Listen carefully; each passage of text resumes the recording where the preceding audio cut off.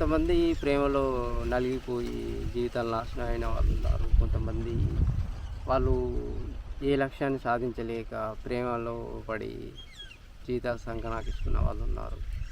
ఎన్నో కారణాలు ఉన్నాయి.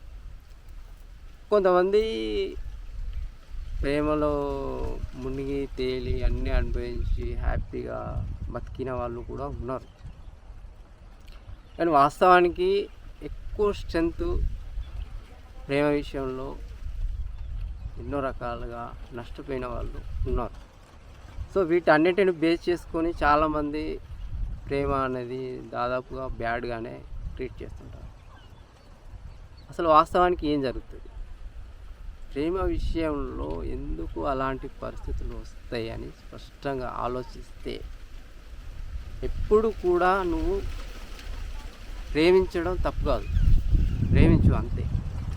ఎప్పుడైతే నువ్వు ఎదుటి వాళ్ళ ప్రేమను కోరుకుంటావో అప్పుడు నీలో ఉన్న ప్రేమ అనేది దాదాపుగా డిస్ట్రాయ్ అయిపోతుంది, అంటే నాశనం అయిపోతుంది. ఎప్పుడు కూడా ఎదుటి వాళ్ళని ప్రేమిస్తున్నప్పుడు నీలో సంతోషం ఉంటుంది, పరిస్థితులు బాగుంటాయి, నీ ఆరోగ్యం బాగుంటుంది, మానసికంగా కూడా నువ్వు చాలా ఉల్లాసంగా ఉండగలుగుతావు. ఎందుకు అంటే నువ్వు ప్రేమిస్తున్నావు అంతే. నీకు నచ్చింది కనిపించినప్పుడు నీకు ప్లెజర్ వస్తుంది, నీకు నచ్చింది చూసినప్పుడు నీకు ప్లెజర్ వస్తుంది, ఆనందం అనేది దొరుకుతుంది, సంతోషం అనేది దొరుకుతుంది. నువ్వు నచ్చింది తింటున్నప్పుడు నీకు ఆనందం అనేది దొరుకుతుంది. ఇలా ఎదుటి వాళ్ళ ప్రేమను కోరుకోవడం వల్ల నీలో ఉన్న ఆ ఆనందం అనేది కంప్లీట్గా డిస్ట్రాయ్ అయిపోతుంది, అంటే సర్వనాశనం అయిపోతుంది. సో నువ్వు ప్రేమిస్తున్నంతసేపు నువ్వు హ్యాపీగా ఉంటావు, మానసికంగా కానీ శారీరకంగా కానీ చాలా దృఢంగా, చాలా ఆరోగ్యకరంగా, చాలా ఉల్లాసంగా, హెల్తీగా కనిపిస్తావు, ఉంటావు. నువ్వు ఏ పని చేసినా ప్రతి విషయంలోనూ చాలా స్పష్టత ఉంటుంది, క్లారిటీగా ఉంటావు, నీ బ్రెయిన్ కూడా చాలా షార్ప్గా ఉంటుంది. దానికి తోడు నీ ఫిజికల్గా నీ బాడీ కూడా అన్ని రకాల పర్ఫెక్ట్గా ఉంటావు. ఎప్పుడు నీవు ఎదుట ఏదున్నా దాన్ని ప్రేమించినప్పుడు మాత్రమే.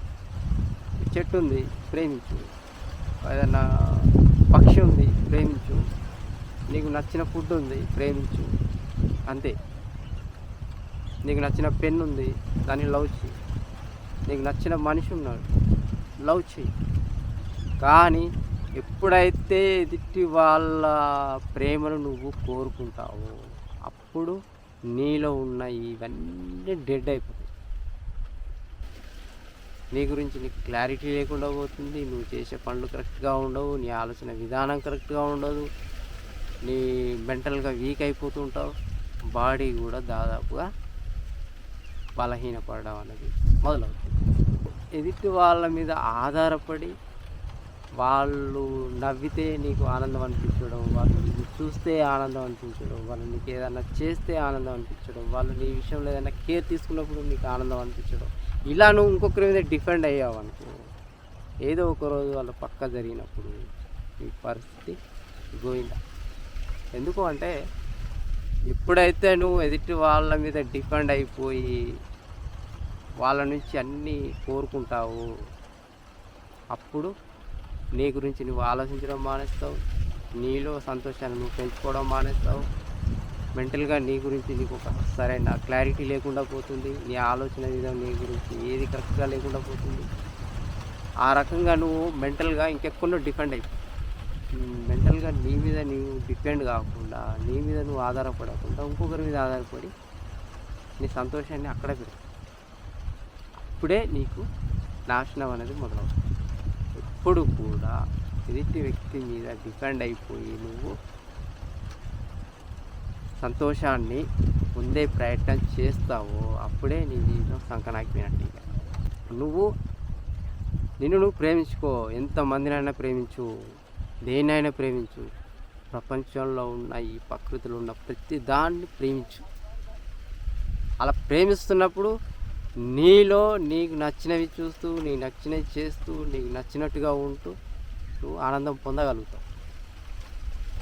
అదే ఆనందం, అదే సంతోషం ఇంకొకరి ద్వారా నాకు రావాలని నువ్వు ఎప్పుడైతే ఇంకొకరి మీద ఆధారపడతావో అప్పుడే ఈ పతనం మొదలవుతుంది.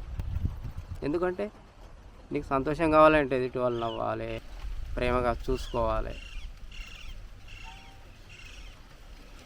నువ్వు ప్లెజర్గా ఫీల్ కావాలని అంటే ఎదుటి వాళ్ళు నిన్ను కేర్ తీసుకోవాలి. నీకు ఏదైనా దెబ్బ తగిలినప్పుడు అయ్యో అని చెప్పేసి వాళ్ళు వచ్చి నిన్ను ఆదరించాలి. ప్రేమగా అయ్యో దెబ్బ తాకింది అని చెప్పేసి నీ మీద సానుభూతి చూపించాలి. ఇలాంటివి చేస్తున్నప్పుడే నీకు ఆనందం ఉంటుంది. ఒకవేళ వాళ్ళు అలాంటివన్నీ చేసి చేసి చేసి చేసి ఒక్కసారి కట్ చేసిరు అనుకో, అప్పుడు నీ పరిస్థితి ఏంటి? వాళ్ళు నీకు ఏదైనా దెబ్బ తగిలినప్పుడు వచ్చి సానుభూతి చూపించాలి. నువ్వు అన్నం తిన్నప్పుడు అయ్యో అన్నం తినలేదా అని చెప్పేసి పక్కన వచ్చి అన్నం తినబెట్టాలి. తిను అని చెప్పాలి. తిన్నవా అని ఫోన్ చేయాలి. ఎక్కడున్నావు అని అడగాలి. ఏం చేస్తున్నావు అని అడగాలి. నువ్వు కనిపించకపోతే నువ్వు ఏడా కనిపించట్లేదు అని చెప్పేసి నీకోసం వాళ్ళు ఆరాటపడాలి. అలా చేస్తున్నప్పుడే నీకు ఆనందం అనిపిస్తుంది వాళ్ళ ద్వారా. ఎందుకంటే రిమోట్ వాళ్ళ చేతుల్లో ఉంటుంది. నీలో సంతోషం పెరగాలంటే వాళ్ళే నొక్కాలి బటన్. సపోజ్ ఎవరైనా తిట్టిరా అనుకో, వాళ్ళు వచ్చి నీకు సపోర్ట్ చేయాలి. నా మనిషిని నువ్వు తిడతావా, ఎలా కనిపిస్తున్నాడు, అప్పుడు నీకు ఆనందం అనిపిస్తుంది. ఇలా డిపెండ్ అయిపోతావు నువ్వు వాళ్ళ మీద ఇలా ఆధారపడిపోయి వాళ్ళ ప్రేమ కోసం పరితపించడం అనేది జరుగుతుంది. ఎందుకంటే నీ మీద నువ్వు ఆధారపడడం మానేసి ఎదుటి వాళ్ళు చూపించే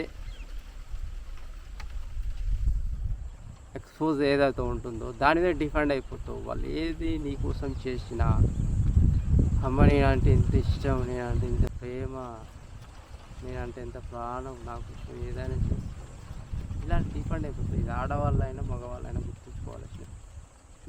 ఇలా ఎప్పుడు ఇంకొకరి మీద డిపెండ్ అవ్వద్దు. ఎదుటి వాళ్ళు నీ గురించి ఆరాటపడాలి. అది కనిపించినప్పుడు నీకు ఆనందం అనిపిస్తుంది. ఫోన్ నెగ్లెక్ట్ చేసారు అనుకో, అప్పుడు నీ మనసు చిక్కుమంటుంది. బాధ అనేది అనిపిస్తుంది. అబ్బా నా గురించి పట్టించుకోవట్లేదని టెన్షన్ మొదలవుతుంది, ఆందోళన మొదలవుతుంది, కోపం పెరుగుతూ ఉంటుంది. ఎందుకంటే వాళ్ళని చూపెట్టాలి. ఆ ప్రేమ చూపించినప్పుడు నీకు ఆనందం అనిపిస్తుంది. ప్రేమ అనేది చూపించినప్పుడే నీకు సంతోషం అనేది పెరుగుతుంది.